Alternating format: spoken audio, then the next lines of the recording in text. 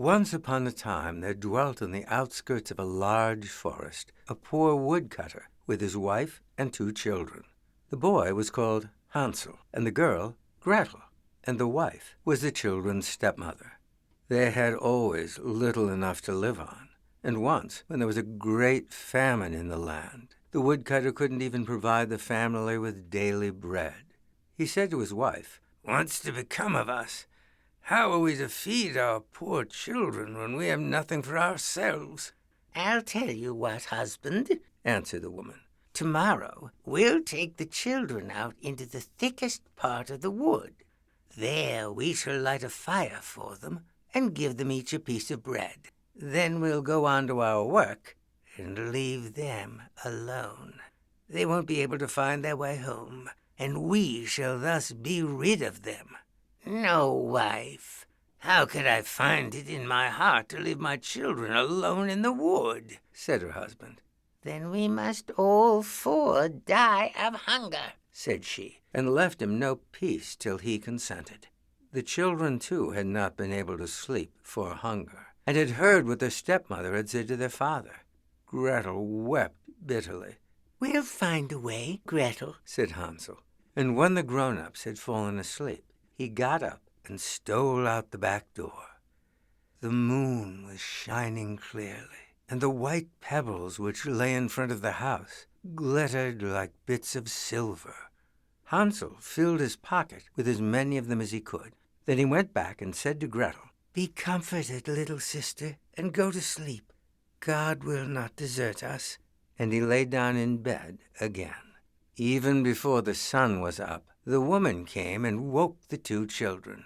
"Get up, you lie-a-beds. We're all going to the forest to fetch wood." She gave them each a bit of bread and said, "There's something for your luncheon, but don't eat it up before then, for it's all you'll get." Gretel tucked the bread under her apron, since Hansel had the stones filling his pockets. Then they all set out together. After they had walked for a while, Hansel hung back a little and began to drop the white pebbles out of his pocket onto the path. When they reached the middle of the forest, the father said, "Children, go and fetch a lot of wood, and I'll light a fire so that you will not feel cold." Hansel and Gretel heaped up brushwood, and the father lit it. And when the flames leaped high, the woman said, "Now lie down by the fire, children, and rest. We are going into the forest to cut down wood. When we've finished, we'll fetch you." Hansel and Gretel sat down beside the fire, and at midday ate their little bits of bread, and at last fell fast asleep. When they awoke, it was pitch dark. Gretel began to cry, but Hansel comforted her. "Wait a bit till the moon is up." And when the full moon had risen, he took his sister by the hand and followed the pebbles, which shone like bright new pennies, and at daybreak reached their house again. They knocked at the door, and when the woman opened it, she exclaimed, "You naughty children! We thought you were never going to come back." But the father rejoiced, for his conscience had stung him for leaving his children behind. But soon after, the stepmother started in on the father again. "We have left in the house only half a loaf now, and when that's done, it's all up with us." But the children heard the conversation, and when the grown-ups were asleep, Hansel got up and went to go out and pick up pebbles again. But he couldn't, because the woman had barred the door. But he consoled his little sister, saying, "Don't cry, Gretel. God is sure to help us." At early dawn, the woman came and made the children get up. They received their bit of bread. On the way to the wood, Hansel crumbled the bread in his pocket, and every few minutes he dropped a crumb on the ground until he had thrown all his crumbs on the path. Then the father lit a big fire again, and the stepmother said, "Sit down there, children, and you can sleep a bit. We're going into the forest to cut down wood. We'll come back to fetch you." At midday, Gretel divided her bread with Hansel, for he had strewn his all along their path. "We shall follow the breadcrumbs I scattered back to the house," said Hansel to Gretel. but they found no crumbs, for the birds that fly about the woods and fields had picked them all up. "Never mind," said Hansel. "We'll find a way out." But they did not.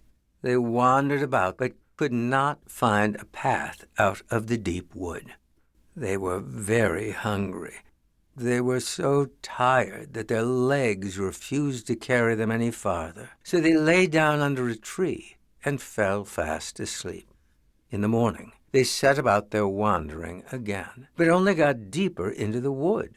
But at midday, they saw a beautiful little house, and when they came near, they saw that the cottage was made of bread and roofed with cakes, while the window was made of transparent sugar.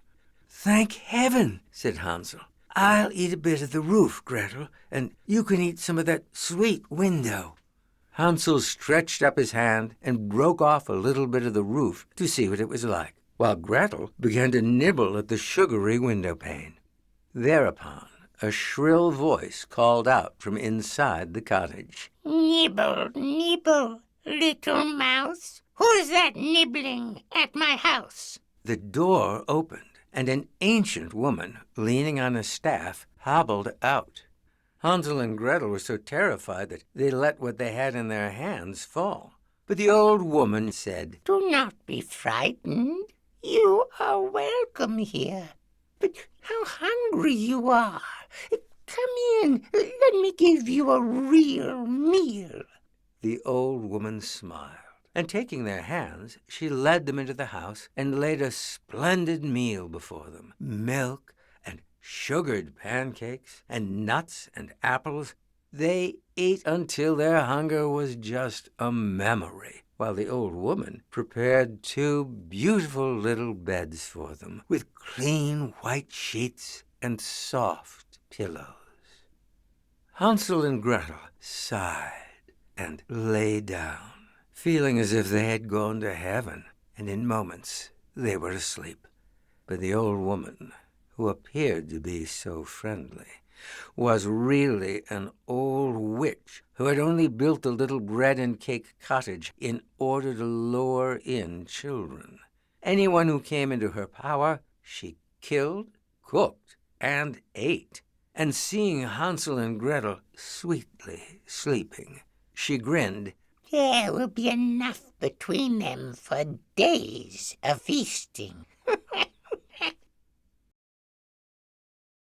For more titles from Jim Weiss and Well-Trained Mind Press, please visit us at jimweiss.com or welltrainedmind.com.